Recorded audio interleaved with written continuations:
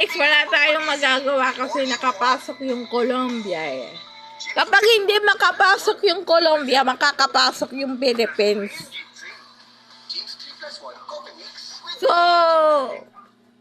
dito tayo magkakatalo-talo kung sino mananalo. So, tameme na tayo guys, mga Pilipino. Kasi hindi nakapasok yung Philippines eh. Kasi nandito yung Colombia eh, di ba? Kung hindi makakapasok yung yung Colombia, makakapasok yung Philippines. So guys, better luck next time.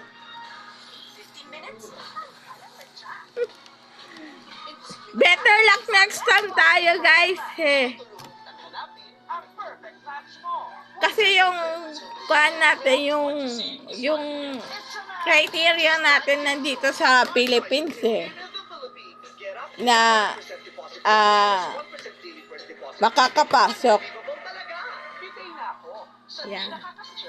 Play for fun. Play responsibly. Gambling is not an accepted way of livelihood and does not solve financial problems. Pag nakita mo yung si Brenda, kinikilig ka? Guys, better luck next time to the Philippines.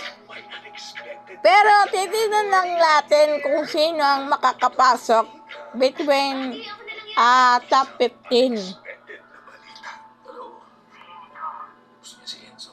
Top 15.